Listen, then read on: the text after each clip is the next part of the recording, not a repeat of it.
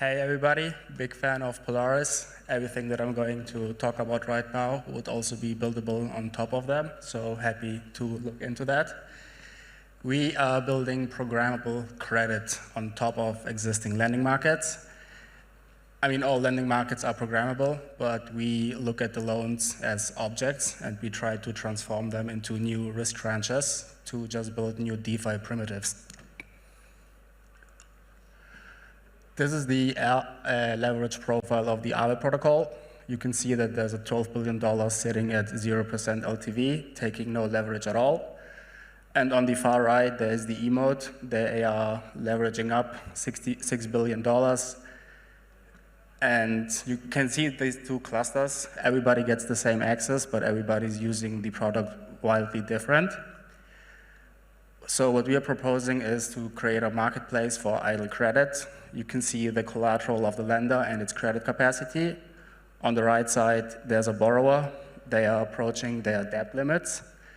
And what we built is a credit vault in between to allow the lender's credit to flow over to the credit of the borrower, and the borrower can now borrow more on the Aave protocol. The whole flow also goes back with the yield, and everybody just uses their capital in a more efficient way. How does it work? It is just a simple accounting trick. It is one position, and we have two perspectives on the position. Right now, you can see, okay, you can barely see it, but there's an $80 debt position and $100 of collateral. It's an 80% LTV, and Twyne gives you 90%. In the same position is also on the Aave protocol, but Aave sees the composite position of the creditor and the lender. In this case, they have a 50% liquidation LTV, and the Aave LTV is the composite position, which is $40. If the price now moves against the user, he gets liquidatable on the Twyne protocol, but Aave is still a healthy position.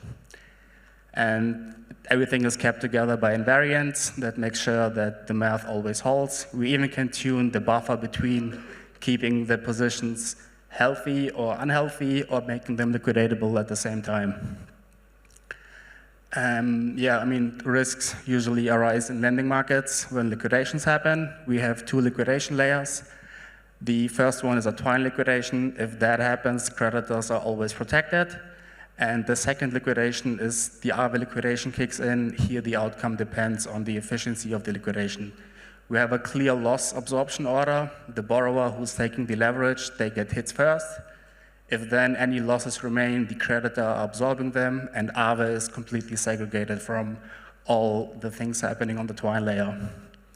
And even if we have different credit vaults, different borrowers are isolated from each other, so they don't inherit any risk from other users. We try to analyze the CLP losses if all the liquidations would be Aave fallback liquidations, pushing ETH liquidation LTV to 94%, you'll get annualized losses of 0.16%. If you as a creditor earn more than that, then it's a positive EV play for you to be a creditor. And yeah, I mean, taking on that risk helps a lot because a small liquidation boost goes a really long way. You can here see if you would boost the liquidation LTV from 95 to 98%, it's just a 3% increase, but you'll get 30 more loops out of your strategy, which is the aggressive way of using Twyne protocol, but you can also use it offensively as liquidation protection. We ran a simulation to see how liquidated user positions would have evolved over the next 30 days if they had a 10% buffer on top of what Aave gives them. The result is 94% of the position would have survived. Twyne has this crazy efficient way of bootstrapping new markets. This is how the position would look like if you boosted it from 95 to 98. There's $1 in credit needed, which enables $32 in leverage borrowing capacity on the Aave protocol. So all these $32 can now use all the borrowable tokens from Aave, and they just come for free because we're building on top of them. The other nice effect is that the $32, if they would pay 1% in yield as a cost for the credit, that yield would be multiplied as well which is going back to the creditor, as 32% in yield. So the bootstrapping mechanism is just crazy efficient compared to setting up a new morpho market. What makes it also better is you can choose your liquidation LTV. You can keep it at 95. You can go to 96, 97, 98, and everything in between. The risk and interest rates and the supply caps, they are always accounted for.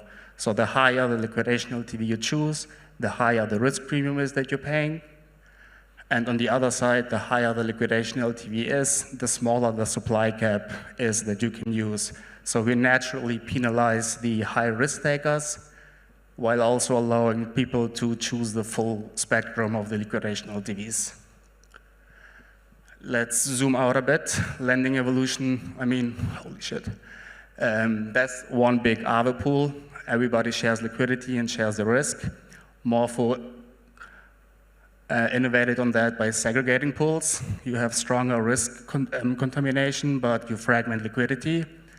And Twyne is just layers on top of the existing markets, can be built on both of them, where you can share liquidity, but still isolate the risk. So where are we now? We just launched a new PT senior USDE looping vault that would be yielding 30% on Aave. With our boost, you get twice as much. On the plot, you can see where we launched the vault. Since then, the TVL 4x in the last 10 days. And yeah, still at 0 TVL basically, and looking to now grow these vaults. And yeah, I mean, QR codes if you want to follow us and yeah, see what we're up to. That's it. Thank you.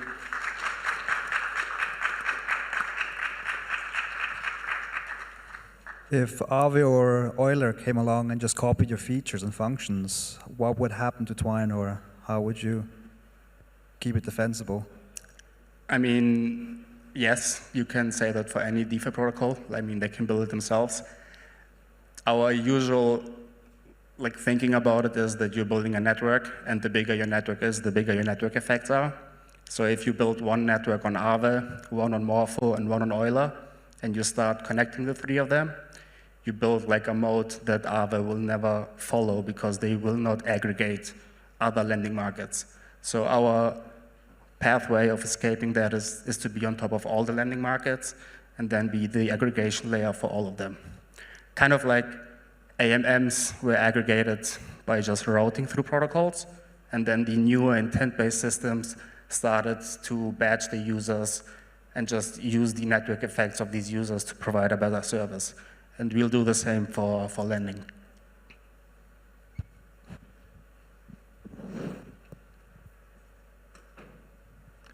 Okay, this idle borrowing capacity on Aave,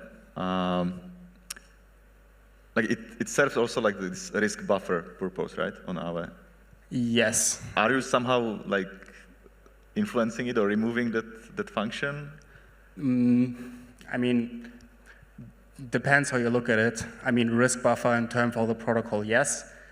The LP, they seem to be not taking on risk because they cannot get liquidated. In the case of an exploit, they have all their money in the protocol, so they get hit the hardest. And our answer to that is, if you are leaving all your money in the protocol, you should utilize all its value and get paid for it, which you're right now you're just wasting your capacity. So redelegating that and being properly paid for the risk that you're taking is, for the LP, the better answer. For Aave, I mean, we have to basically, we are constrained by the logic, right? We cannot, our composite position always follows the rules of Aave protocol. So if they make vaults more conservative, we basically need to follow that path. So as long as they set the parameters the way they do, our logic always flows up, and our creditors take on the additional risk. They just get hit first. Okay, thanks. Can it overall lower the collateralization ratio of Aave as people use more of their credit capability, and then liquidation becomes more correlated, basically? I mean, can it lower the collateralization ratio? No, we use the underlying collateralization ratio. We increase the utilization of the lending market in the best case. So all this idle capacity is just You can think about it like a load balancer.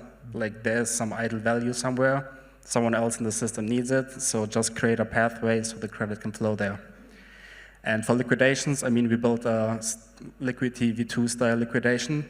If you are a lender with a big balance sheet with borrowing capacity, you can simply absorb and inherit liquidated users' positions. So you're not dependent on DEX liquidity, and you can essentially farm the people that are taking too much leverage. About the security parameters, are there curators or are users just selecting their own?